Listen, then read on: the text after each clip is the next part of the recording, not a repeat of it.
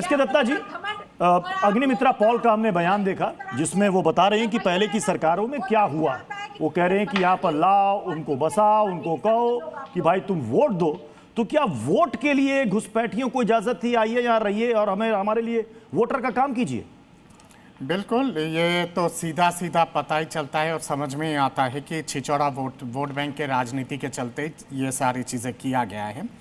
चार महत्वपूर्ण बातें बता देता हूं। मैं विवेक श्रीवास्तव को सुन रहा था, उन्होंने नेपाल का उदाहरण दिया, श्रीलंका और बर्मा का उदाहरण दिया। उनको याद दिलवा देता हूं दो तीन चीज़ें इस पे। इंडो नेपाल फ्रेंडशिप ट्रीटी कहता है कि वहाँ के नागरिक भारत में आके काम कर सकते हैं, यहाँ रह सकते हैं, यहाँ बस सकते हैं। भारत के नागरिक वहाँ जाके काम कर सकते हैं, रह सकते हैं, बस सकते हैं, घुसपैठी नहीं माना जाएगा। 1949 नेहरू ऊनू एग्रीमेंट, यानी कि बर्मा के उस दौरान के प्रधानमंत्री और नेहरू जी के बीच में एक समझौता हुआ था जिसको इंडो बर्मा फ्रेंडशिप ट्रीटी कहा जाता है। उसकी क्लॉजेस भी बिल्कुल इसी तरह के है कि बर्मा के नागरिक भारत में आके रह सकते हैं, काम कर सकते हैं, भारत के नागरिक बर्मा में जाके काम कर सकते हैं, रह सकते हैं।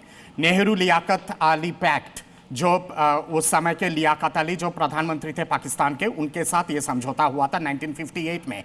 उस समझौता के मुताबिक ये कहा गया था और सीधा सीधा क्लॉज ये है कि पाकिस्तान के कोई भी मुसलमान नागरिक वेस्ट पाकिस्तान या फिर ईस्ट पाकिस्तान यानी कि मौजूदा बांग्लादेश के कोई भी नागरिक अगर भारत में आएंगे, वहाँ का सरकार, पाकिस्तान के सरकार बिना किसी शर्त के वापस लेंगे उनको। और इसके साथ साथ फिर आ जाता है राजीव गांधी जी का वो ऐतिहासिक pact, Indo Sri Lanka French peace treaty. Indo Sri Lanka peace treaty के माध्यम से ये कहा गया था कि वहाँ से जितने सारे लोग जो रक्तपात और सिविल वॉर के चलते जो भारत में आके तमिलनाडु में बस गए थे, उनको रिफ्यूजी माना जाएगा और श्रीलंका के सरकार के साथ बात करके उनको वापस किया जाएगा। जब तक वापस नहीं किया जाए तब तक भारत उनको रिफ्यूजी स्टेटस देंगे, यानी कि शरणागति का स्टेटस देंगे, घुसपैठियों का नहीं। तो चीजों पे अंतर समझने की बहुत आवश्यकता है। यहाँ पे बात ये आती है कि ये सारे चीजों के अलावा बांग्लादेश से जितने सारे मुस्लिम लोग आए हैं वो शरणार्थी नहीं है, वो लोग घुसपैठी है। और घुसपैठी है तो घुसपैठियों को दामाद के हिसाब से नहीं रखा जा सकता है। जो लोग घुसपैठियों का एक तरह से तरफदारी कर रहे हैं, मुझे तो लगता है कि इन सब लोगों के खानदानों का शायद घुसपैठियों के साथ शादी ब्याह हो चुका है, जिसके चलते इस तरह का ये लोग तरफदारी कर रहे हैं और एक तरह से फूल चंदन से आगमन कर रहे हैं। दोनों चीजों का अंतर है और दोनों चीजों का अंतर समझ के ही चीजों की दलीलें पेश करनी चाहिए। मतलब बिना तथ्यों के आधार पर शरणार्थियों का वेलकम है, घुसपैठियों के लिए कोई जगह नहीं है। बिल्कुल बिल्कुल, और ये सच्चाई है और इस सच्चाई को अपनाना आवश्यक है। सुनिए दत्ता जी, सुनिए। हाँ, अब आप सुनिए, मेरी बारी है, अब आप सुनिए मेरी बात को। मैं दत्ता जी का बहुत सम्मान करता हूँ, बहुत पढ़े लिखे व्यक्ति हैं, बहुत अच्छे इंसान, बहुत अच्छी बातें बताई और मैं खुद बोलना चाह रहा था लेकिन उन्होंने मेरी जगह बोल दिया। आपका नेपाल से पैक्ट है, वहाँ पे आपके संसाधनों पे कोई प्रॉब्लम नहीं है। आपका श्रीलंका से पैक्ट है, वहाँ से लोग आएंगे, आपके संसाधनों की कोई प्रॉब्लम नहीं है।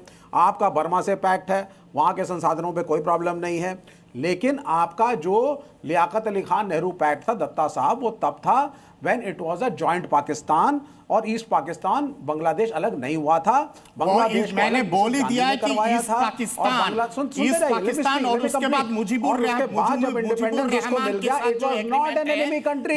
रहमान के साथ जो एग्रीमेंट है भारत सरकार का, उसका भी उल्लेख कर देता हूं मैं, उसका भी उल्लेख कर देता हूं। मैं जानता हूं कि आप लियाकत अली पैक्ट को लेकर आप ये बात बोलेंगे।